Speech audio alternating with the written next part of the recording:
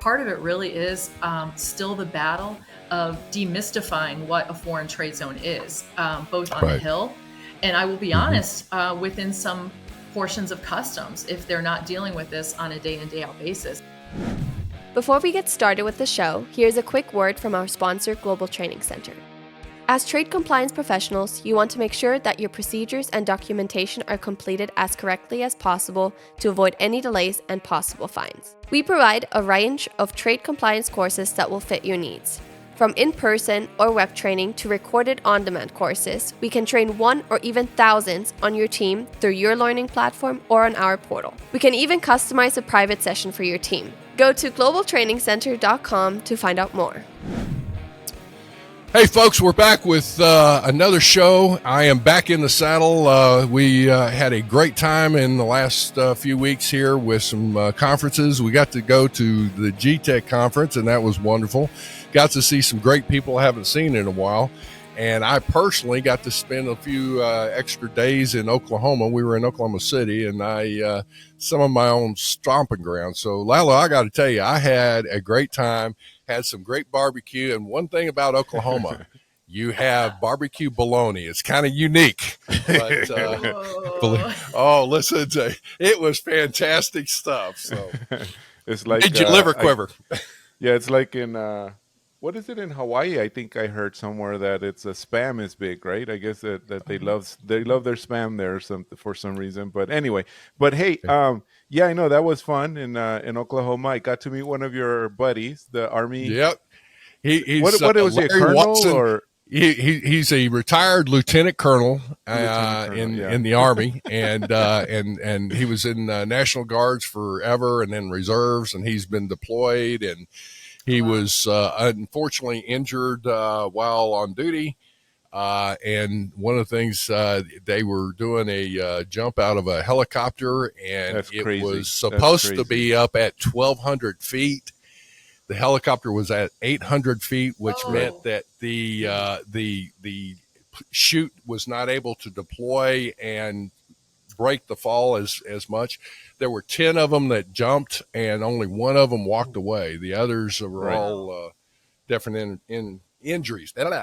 So, Larry Wasson, man, bud, I appreciate your not only your friendship, your service, and all that. It was great. That was crazy. I mean, but anyway, it was good. You did a lot of line dancing. I actually ruined a pair of boots. We were dancing on concrete. So they weren't able to fix it? Yeah, you said you wanted to send them back. I still need to call Lucchese. Anybody from Lucchese?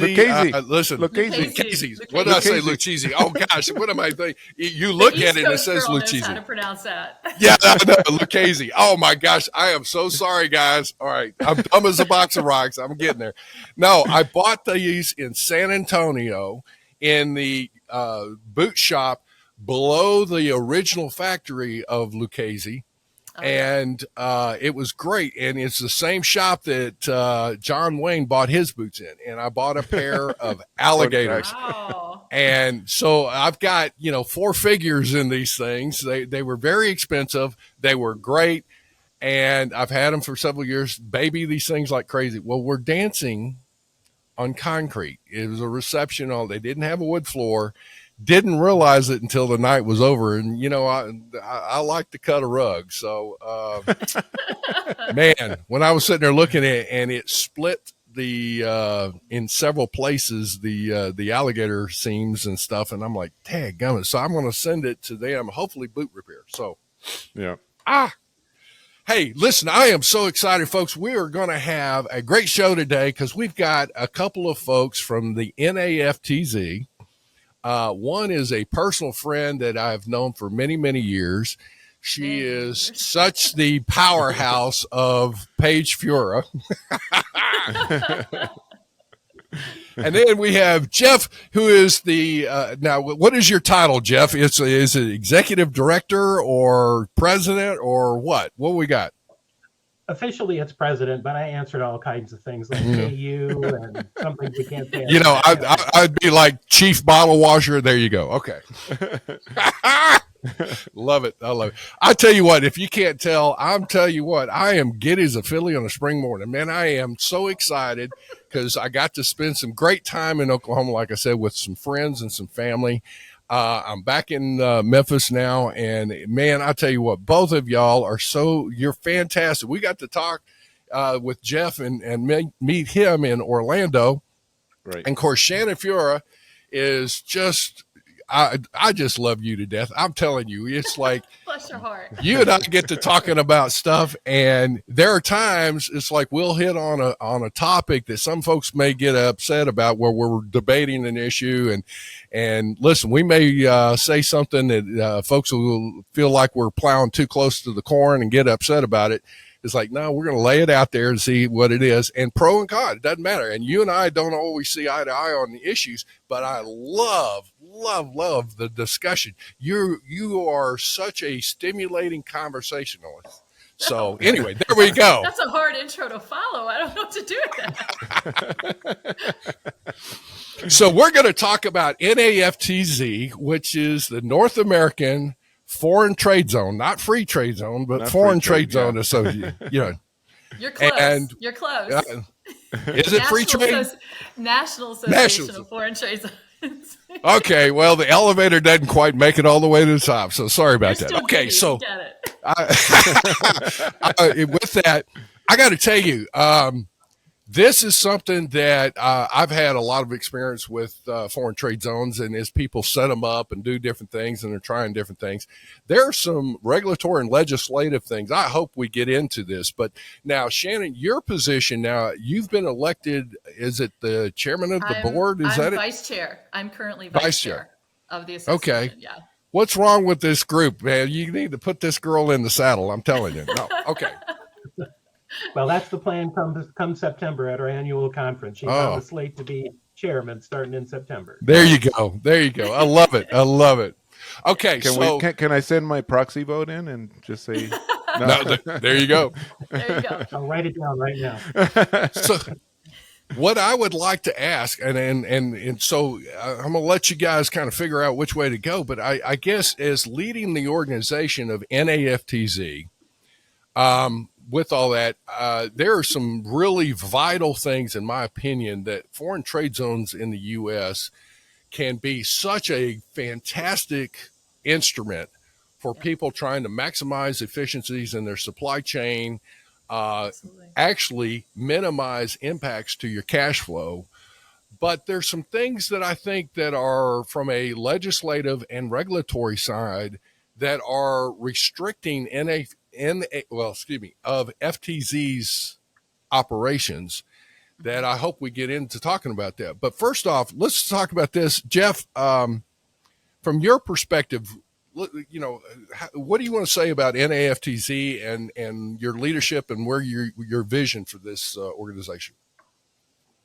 So I'm thrilled to be a part of NAFTZ. I'm about a year and a half in now, and it has been, I can't believe it's been that long, and in a good way, right? Mm-hmm. We have accomplished so much in the last year and a half.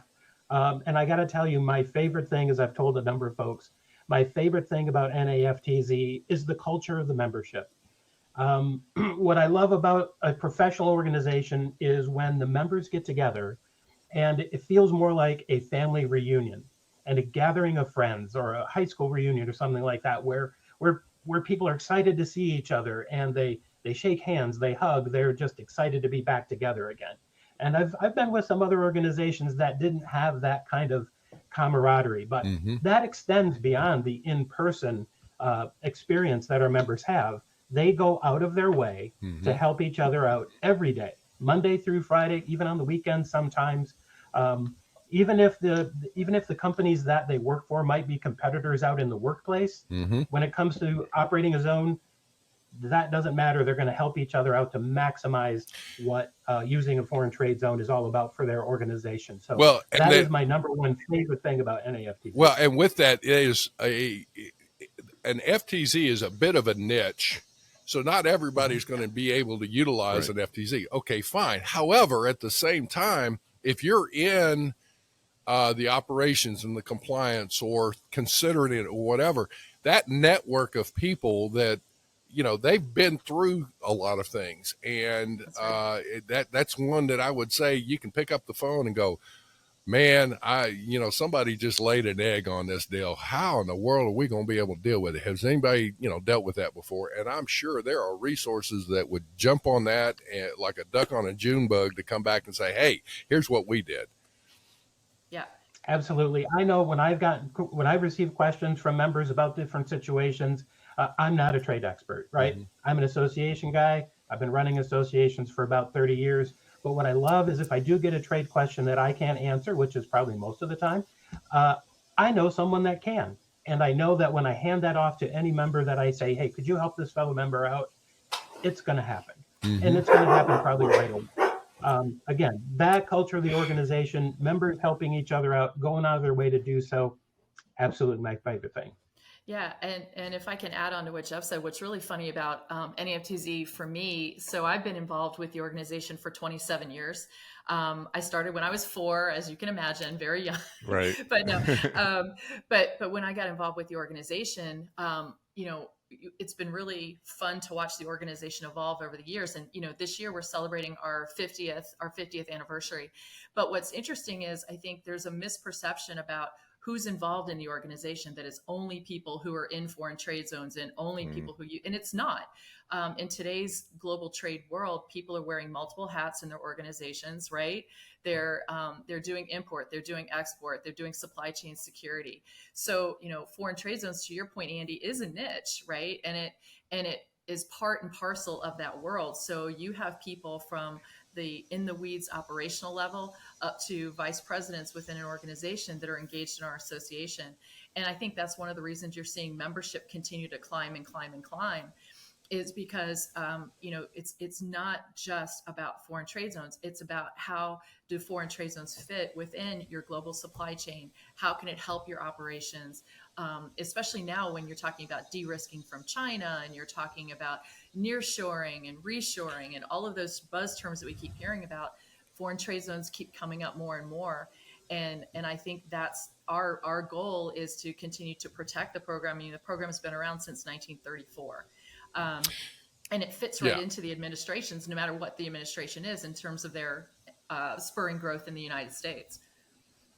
Well, FTZs are one of those things where, just so folks, if most may probably understand it, it's like you're able to bring in and import goods and put them into a warehouse that's designated as a foreign trade zone, and you're not entering putting in an entry yet until you're ready to bring it out, and either bring it out into the commerce of the U.S. in this case. That's right.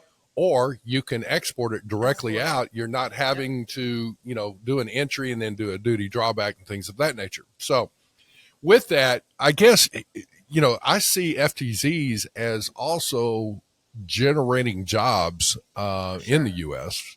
But one of the things that I will say, that from a regulatory or legislative perspective, I made mention of this.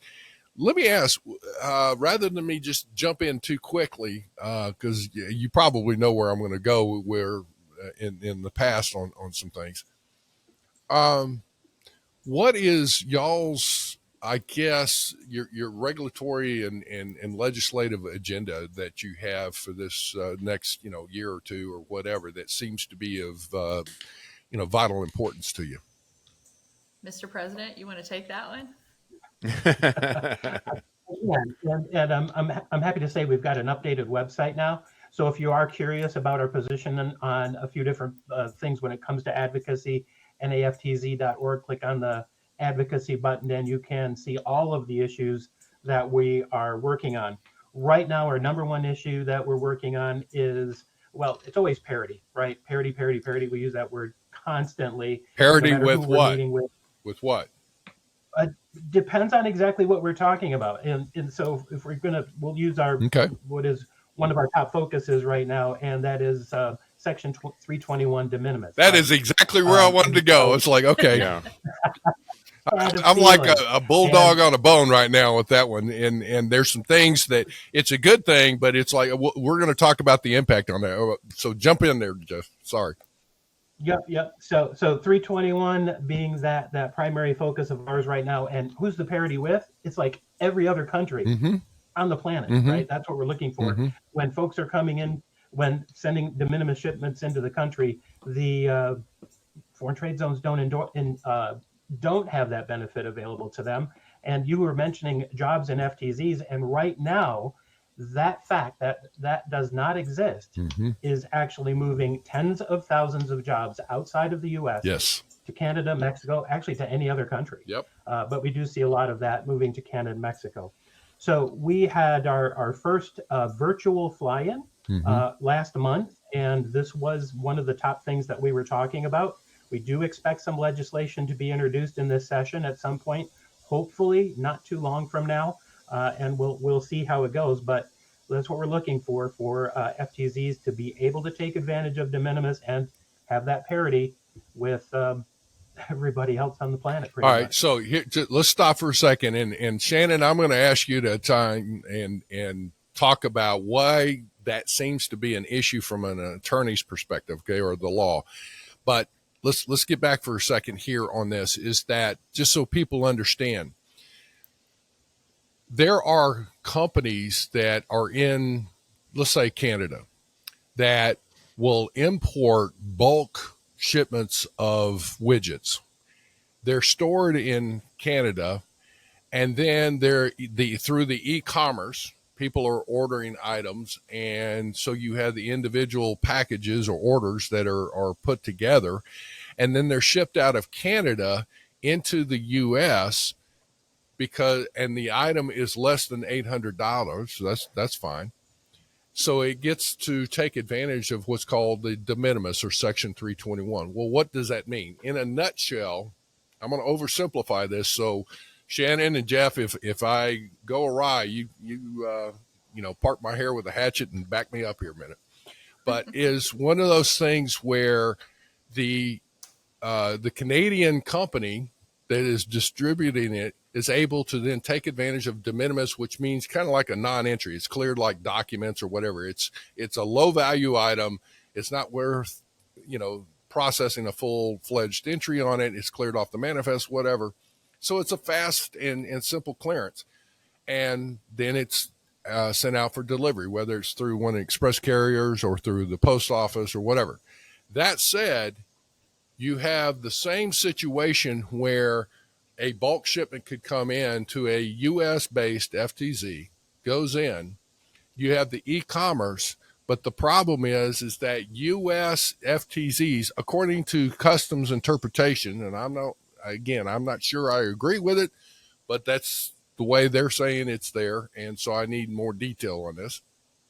But they're saying that U.S. FTZs cannot utilize the use of Section 321s. Everything must be under an entry. Hence the full-fledged you go through at the end of the time. You're looking at full duties and taxes that are consolidated in that. You're looking at the MPF and other fees therefore. So what happens is that U.S. FTZs, the net result of this is they are competing against all the other countries around the world that can take advantage of Section 321s, lower their overall cost in shipping, and yet a company that uses a US FTZ is at a disadvantage. So, Jeff, right off the bat, let me ask you, have I summarized that pretty well? I think you've got it down pretty good. We can put that hatchet back. Okay, all right. So, Shannon. I was waiting for you to say darn tootin'. I was waiting for that to come out. I don't know if I used that term. I was like, ding da da dang da dang dang da ding a dong. Okay, so all that to say, everybody's going to go, what the heck is this guy on today? It's like 3 cups of coffee here. I don't know. Shannon, why does customs say we cannot take advantage of Section 321s with a U.S.-based FTZ? What's holding that up? So part of that is because the reason U.S. FTZs are unable to use a de minimis entry, even though it's considered outside the customs territory, is based on there's a technical nuance in the interpretation of the customs law. And I won't go into the specific language of that, but essentially that's remained unchanged. And one of the the interpretation by customs is that prohibits the use. So one of the things that the National Association of Foreign Trade Zones has done is to work very hard with, if you've heard Ship Safe Coalition as well, we're part of the Ship Safe Coalition, to try to have that language adjusted to permit the use, because it really is, as can't even speak today, specifically as e-commerce continues to just skyrocket. The ability for zones not to take advantage of this. And when you have companies that are members of our association that are seriously having to look at taking those jobs and moving them across the border to Canada, because what essentially is happening is, to your point, Andy, they're not able to use their hub and spoke system here in the U.S. for their distribution operations. And it's becoming, more and more of a significant impact. Now, the one thing that's in particular, you mentioned the $800 threshold. The NAFTZ does not take any position on the threshold. That's not our battle to fight. That's something for customs and for them to deal with. Our issue is simply that we want parity with these other warehouses that have the ability to do this. And the other thing that's important to mention is, when you're in a foreign trade zone, you have two agency oversight, right? In order to even become a foreign trade zone, you had to have gone through a two-step process with the Foreign Trade Zones Board, with U.S. Customs. So it's a very close partnership with those agencies. So the people who are going into the Foreign Trade Zones program, and it's open to anyone who can meet those requirements, are not going into it lightly. So these are good actors. These are people trying to facilitate trade. These are people trying to keep jobs in the U.S., like I mentioned with the hub and spoke for the distribution operations.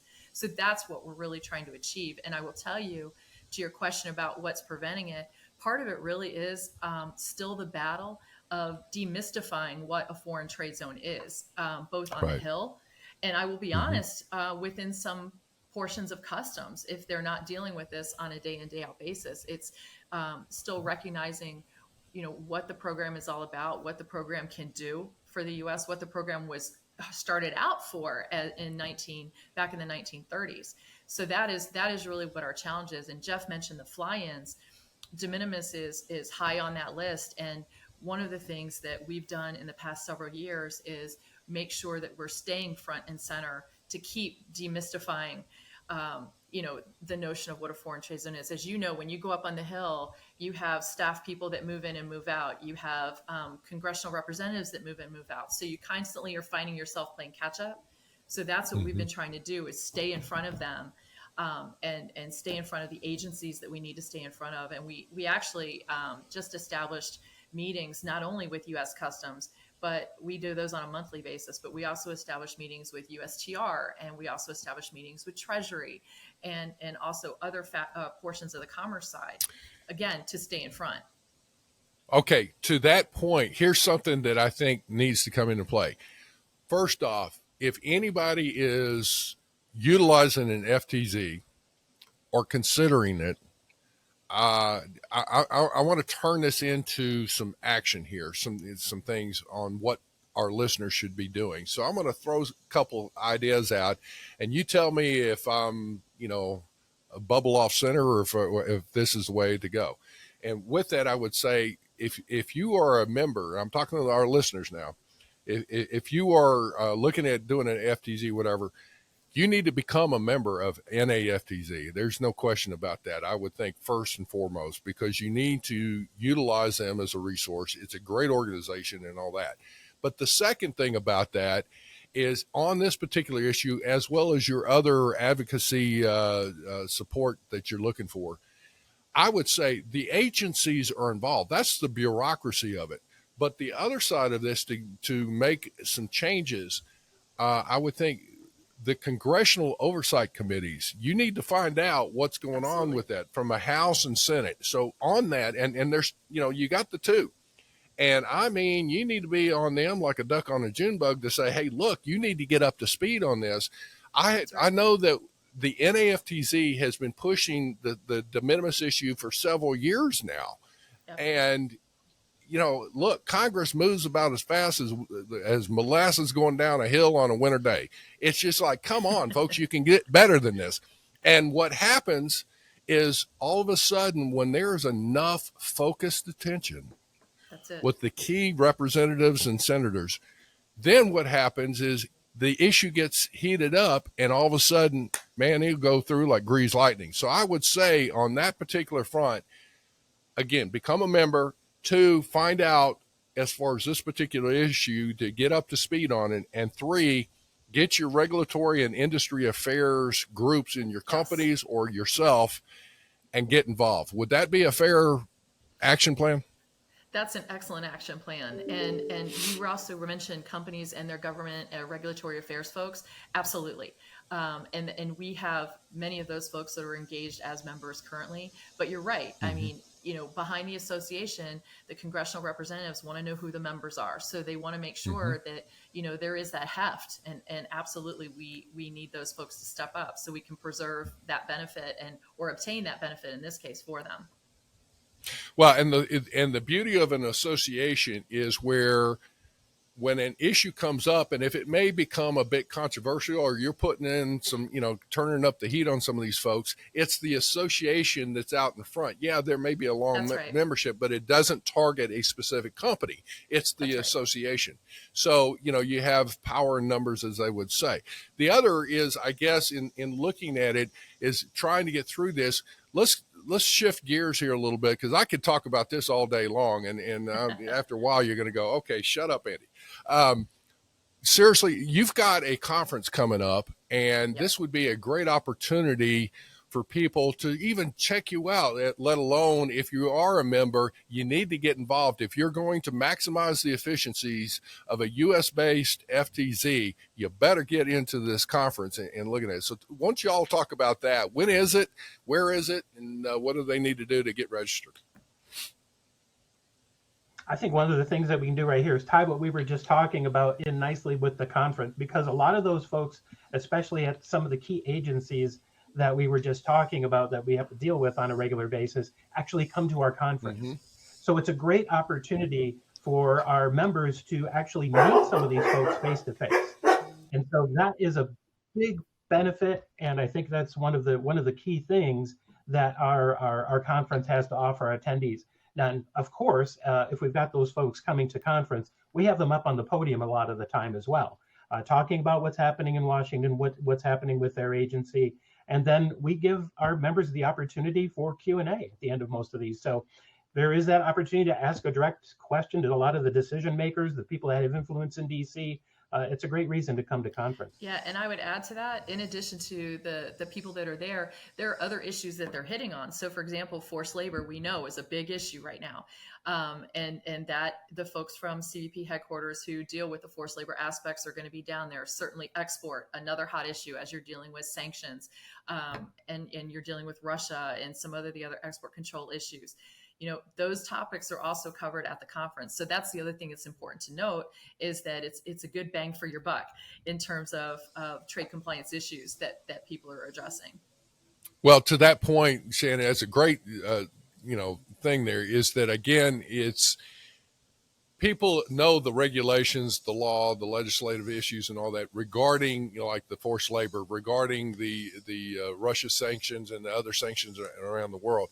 But what you're talking about is actual application, actions that people should be able to take and apply. And what's it mean to your day in and day out business? That's folks, right. I'm going to tell you, it's like if you're in the C-suite area, it'd be worthwhile. Maybe you don't need to go.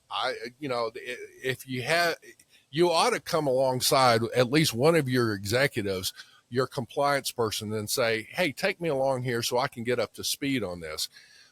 Because I'm going to tell you, the bureaucracy that I see on sanctions, on the forced labor, and some of the other things that are coming down the pipe. There's I had a conversation, believe it or not, with somebody from the USDA talking about the Lacey Act. That's a whole nother realm, and they're implementing a phase 7 of the Lacey Act, and I'm going, holy smokes.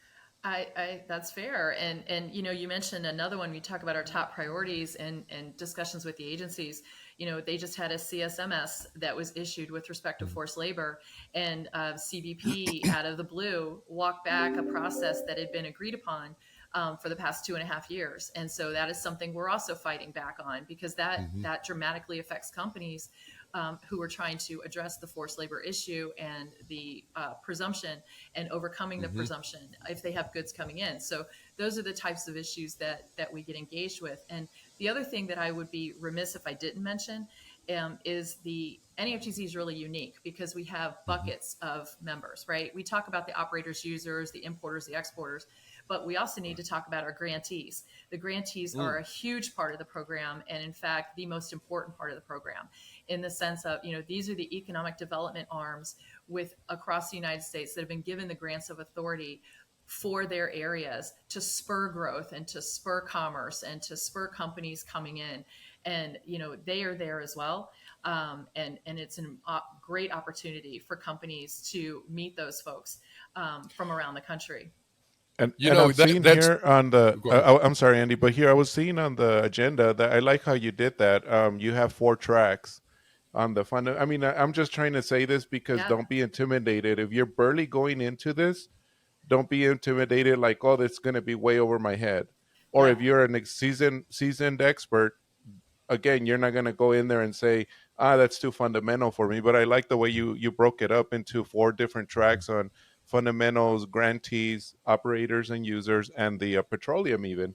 And I saw how y'all are doing that. And to me, I just feel like that's really important for you, for the audience to know, because no matter where you are in this, even if you're not an FTZ, like you said, no matter where you are, something is going to resonate with somebody while you're there. I just feel that that's really nice how you did that. Well, and I also say that on the grantee side of it, you're so right. Usually the grantee is, like you just said, it's part of the group, maybe part of the local chamber of commerce, or some of the local politician agencies and things or whatever, but they're involved in economic development of their area. I would say take it a step further.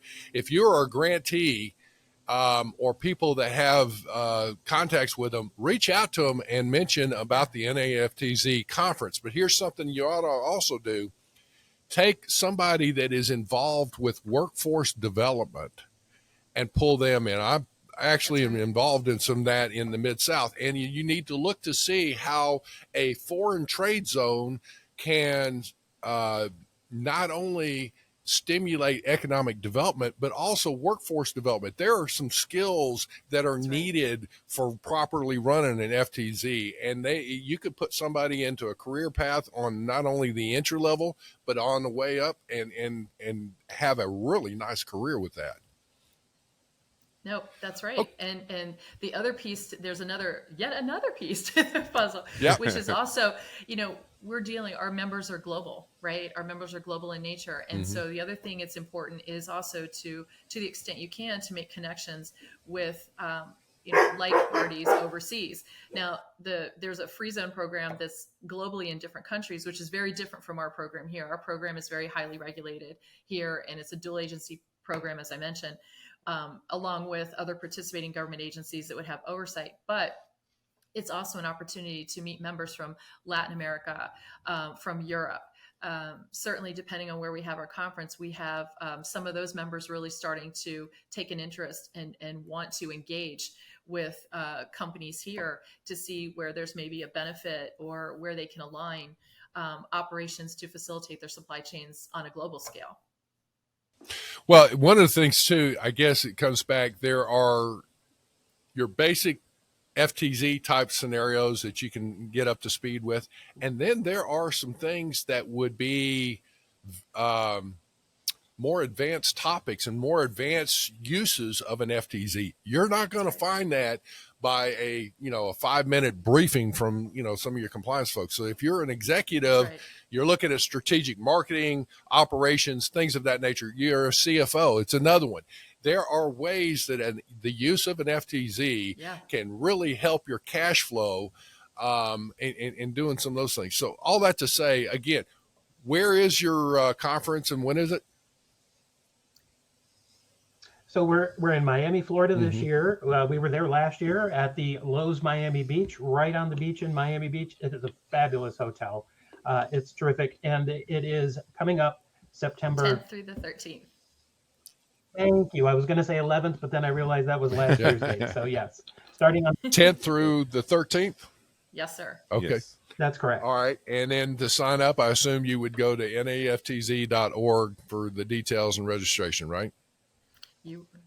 Exactly. There's links right there on the homepage. We make it real easy to jump into the annual conference. And check also.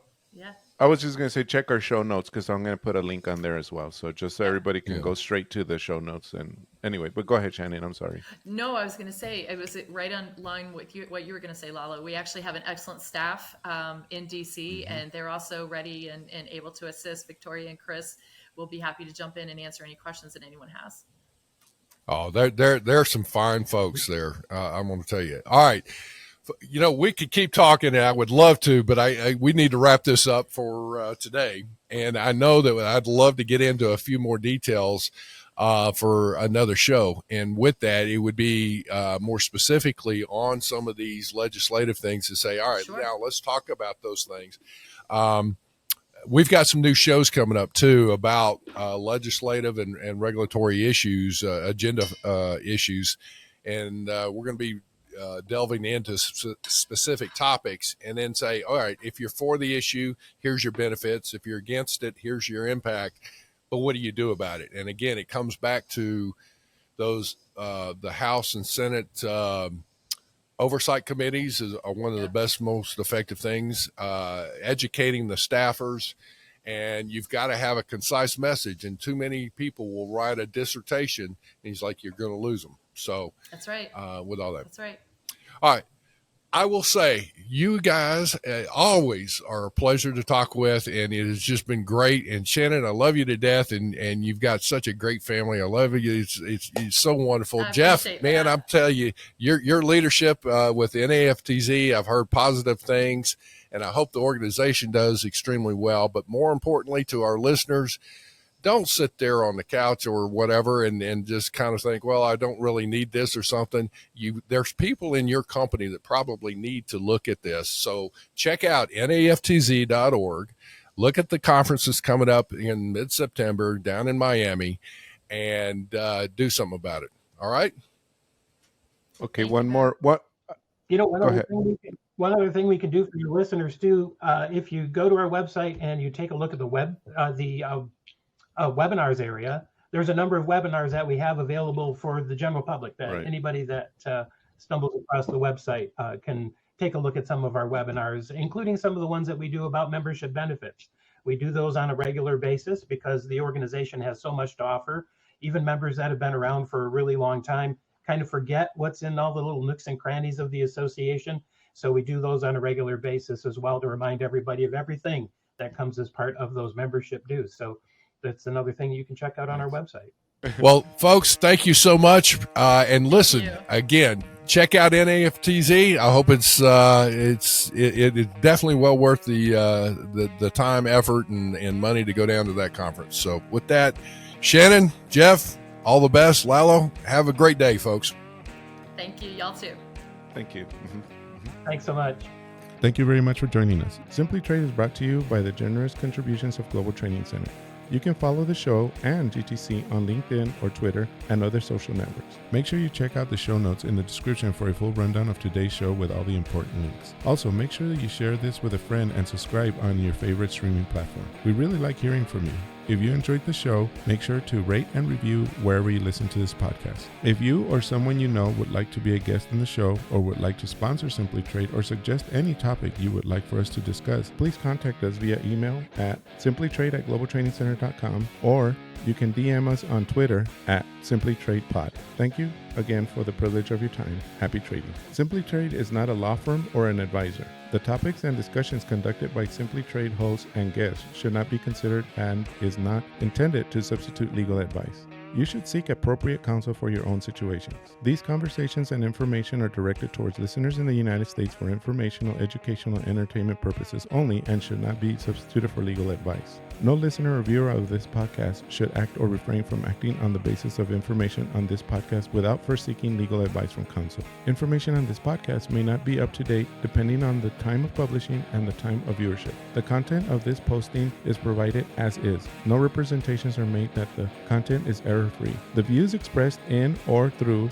this podcast are those of the individual speakers, not those of their respective employers or Global Training Center as a whole. All liability with respect to actions taken or not taken based on the contents of this podcast are hereby expressly disclaimed.